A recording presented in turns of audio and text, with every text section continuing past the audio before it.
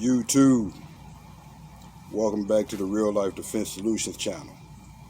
The OG Chronicles continue, and I'm the OG. Today we're going to talk about something that is the most important aspect of a real life defense situation: mindset. Mindset is something that you can't buy. I don't care about all the bells and whistles that you go out and buy and put on your Glock or your M&P. Without the proper mindset, you've already lost the battle. To give you an example of a proper mindset, you ever seen a real big dude and you say to yourself, look how big he is, oh my God, he look like he could toss me around like a rag doll. Right there, you've already lost the battle. A proper mindset in a situation like that should be more on the lines of, look how big he is. All that striking surface I have. If it's life or death, look at that target area. I can't miss. Now you ask yourself, which one of those two mindsets will serve you better in a combative or a real life and death situation with that individual? Oh my God, look how big he is. He looked like he could, oh. Or, look how big he is. He can't get away from me. Which one is going to serve you better? I don't care if it's true or not. That's irrelevant. But which mindset is going to enable you to rise up and face that threat 100%?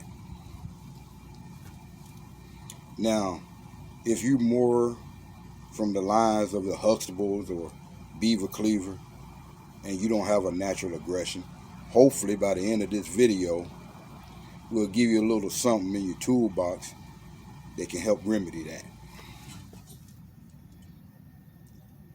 Now, I stole this exercise from a guy by the name of Lee Morrison of the Urban Combatants out of the UK. One of my top 3 guys that I recommend for hand-to-hand combat in a weaponized environment. Lee Morrison, Craig Douglas, Tim Larkin. There's some other good guys out there, Jeff Thompson, a few others. You also have Kelly McCann, old Jim Grover. There's a lot of people out there. But those are the 3 guys that I've kind of studied intensely the last few years. I want you to imagine coming out of the store and you're in the infamous Walmart parking lot and you're approached by a couple of thugs. And they ask you for your keys and your wallet, your car. You're going to give it to them. Now, there's nothing wrong with complying in order to launch a counterattack, if that's what you're going to do. But never capitulate out of fear, true fear, because you failed to prepare yourself for that moment. And then you see in his eye, it's not over. It's not over. So now, your fear level has really risen. You know in your heart that this is probably it. So you beg him for mercy. Think over that shit. You beg another individual for mercy as if they're the Lord thy God. Mm, mm, mm. Is that really how you want to spend your last moments on this earth? Is that really the last memory you want in your body before you exit it? I want you to simmer on that for a minute. Then I want you to visualize the detective going to your home, knocking on your door, informing your spouse that you've been murdered. I want you to see in your mind's eye the tears and the pain on their face as they're giving the news. I want you to hear in your mind's ear the wails and the screams coming from your spouse, your children, if your parents live with your parents. I want you to visualize your funeral. Sad singing, slow walking. Then I want you to switch it over to them thugs out kicking it, bragging about what they did to you. And bring it back to your family. I want you to understand that this is real life. And eventually, your spouse will find another to come comfort them. Someone will take your place next to him in the bed. Oh, Granny, I want you to think over that shit, what I just said right there. Someone is going to take your place next to him in the bed. Your children are resilient. They will go on to graduate high school, go to the prom, get married, have children, all without you. Why? Because you capitulated. You punked out. You didn't have a plan. Now you're dead. Now I want you to simmer on that. And then picture them thugs giggling and tripping and talking to each other, talking about what they did, bragging to their friends.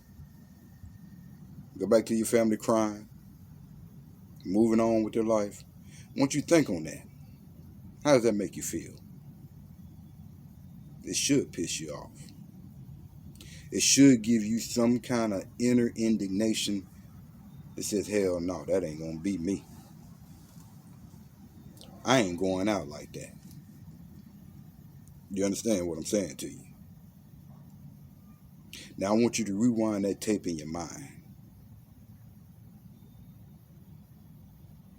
You come across the thugs in Walmart parking lot. Now, you saying to yourself, instead of, oh my God, I can't believe this is happening,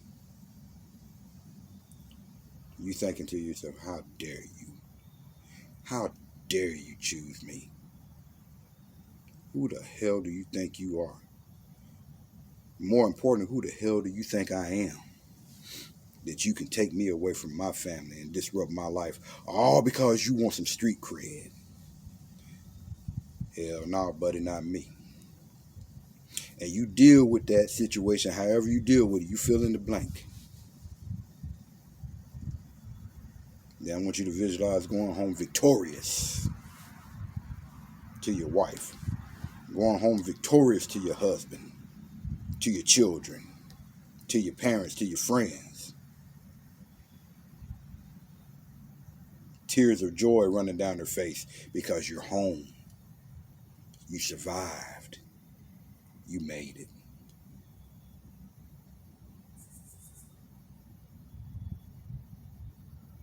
Well, OG, what if I do all I can and I die anyway? There was a story as a child that I heard. Old Leo the lion, the king of the jungle, was at the end of his days, and he just wanted to go out to the wilderness to pass away in peace. And as he went out to the wilderness, a pack of hyenas spotted him. And Rex looked at Rover, and they said, let's get him. So they bum rushed old Leo. But Leo, being the king that he is, rose up with every ounce of strength in him. And he fought those hyenas off. He ran them off into the wilderness with their tails between their legs. And I remember as a child hearing the question, well, if Leo was going to die anyway, why didn't he just let the hyenas kill him? And the answer was simple. Because old Leo wanted to die with dignity. And there is no dignity in giving up. Like, share, subscribe. Remember, it's all about real life. Train hard, stay dangerous, be hard to kill.